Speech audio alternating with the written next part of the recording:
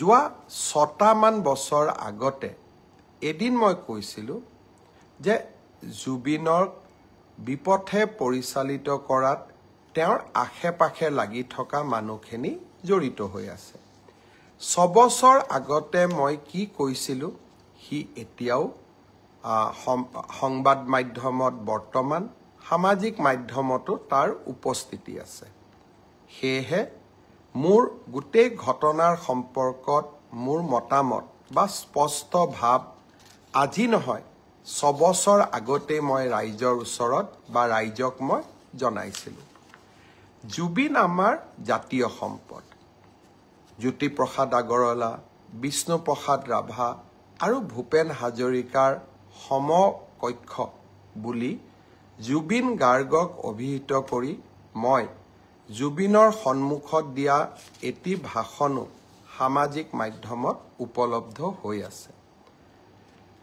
জুবিনৰ প্ৰতি মোৰ এক ব্যক্তিগত অভূতপূৰ্ব কৃতজ্ঞতাও আছিলে। মোৰ দেউতা প্ৰয়াত কৈলাশনাথ শৰ্মাৰ গীতৰ সংকলন জুবিনে অতি মৰমেৰে ৰুণজুন নামৰ কেছেটটোৰ জৰিয়তে বাণীবদ্ধ আৰু ভিডিঅ' কৰি মোক উপহাৰ দিছিলে। আৰু সেই গানকেইটাই যথেষ্ট সমাদৰ লাভ কৰিছিল। এজন পুত্ৰ হিচাপে তাতকৈ গৌৰৱৰ কথা একোৱেই নাছিল। আৰু সেয়েহে জুবিনে য'তেই যেনেকে কৰবাত আমি যদি কেতিয়াবা জুবিনৰ যাত্ৰাৰ সংগী হ'বলৈ সুবিধা পাইছিলোঁ, তাক কেতিয়াও মই হাতৰ পৰা ওলাই যাব দিয়া নাছিলোঁ। আজি কোভিডৰ সময়ত মুম্বাইৰ পৰা জুবিনক উভতাই অনা, ডিব্ৰুগড়ৰ পৰা বিশেষ বিমানেৰে নতুন দিল্লীত গ্ৰীণ কৰিডৰ বনাই জুবিনৰ চিকিৎসাৰ ব্যৱস্থা কৰা, জীৱনৰ কেইবাটাও গুৰুত্বপূৰ্ণ অধ্যায়ৰ মই সাক্ষী হৈ থকাৰ সুযোগ পাইছিলোঁ। মোৰ একো কণ্ট্ৰিবিউশ্যন নাছিলে, কিন্তু মই সাক্ষী হৈ থাকিব পাৰিছিলোঁ। সেয়েহে কোনো এজন জুবিন অনুৰাগীতকৈ মই নিজকে কম অনুৰাগী বুলি নাভাবোঁ আৰু বেছি বুলিও নাভাবোঁ, কাৰণ আমি সকলোৱে জুবিনক ভাল পোৱাৰ অধিকাৰ আছে আৰু অধিকাৰ থাকিব। জুবিনক আমি গীত মাত আৰু সংস্কৃতিৰ মাজেৰে আমি সকলো গৌৰৱী অসমীয়াই আমি জীয়াই ৰাখিম। জুবিনৰ ঘটনাৰ ন্যায় লাগে। ৰাইজৰ দৃষ্টিত আৰু বিভিন্ন পুলিচৰ হাতত অহা নথি পত্ৰৰ দৃষ্টিভংগীৰ পৰা শ্যামকানু মহন্ত, সিদ্ধাৰ্থ শৰ্মা আৰু কেইবাজনকো আমি বহুত কথা সুধিব লাগিব। আইনে আইনৰ ৰাস্তা ল'ব। মই আজিৰ এই ফেচবুক লাইভৰ জৰিয়তে শ্যামকানু মহন্ত আৰু সিদ্ধাৰ্থ শৰ্মাক ক'ব বিচাৰোঁ যে আপোনালোকে জনতাৰ ধৈৰ্যৰ সৈতে খেলিবৰ বাবে চেষ্টা নকৰিব। 6 অক্টোবৰ তাৰিখে আমি আপোনালোকক অসমত বিচাৰিছোঁ।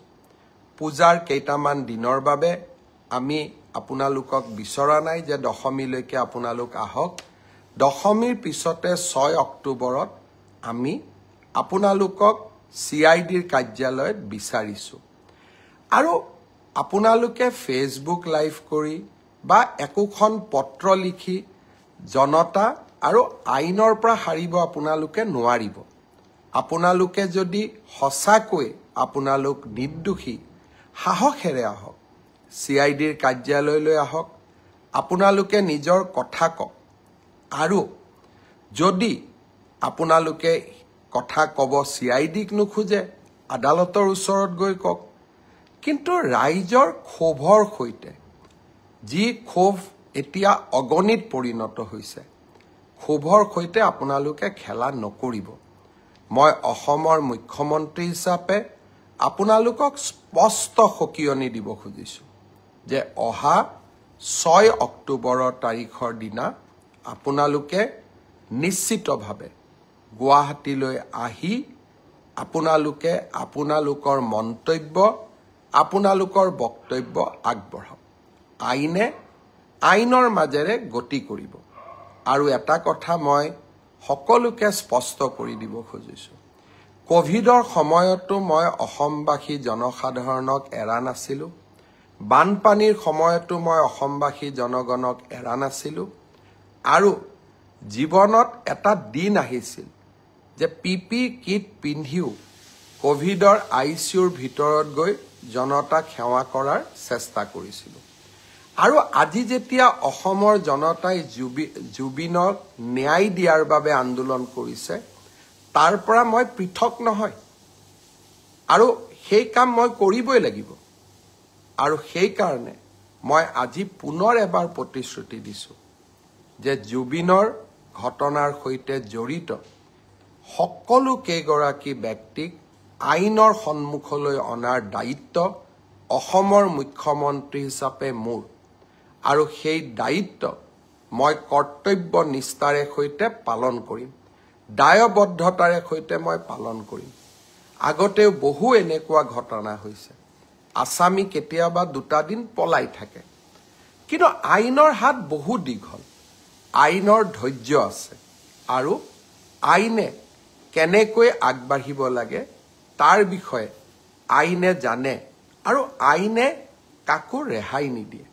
অসম পুলিচে বিভিন্ন সময়ত প্ৰমাণ কৰিছে, শিশুৰ বলাৎকাৰৰ ঘটনাৰ পৰা গড় হত্যাৰ আসামীলৈকে অসম পুলিচে ইতিমধ্যে প্ৰমাণ কৰিছে যে অসম পুলিচে সময়ত কিমান শক্তিশালী ভূমিকা ল'ব পাৰে।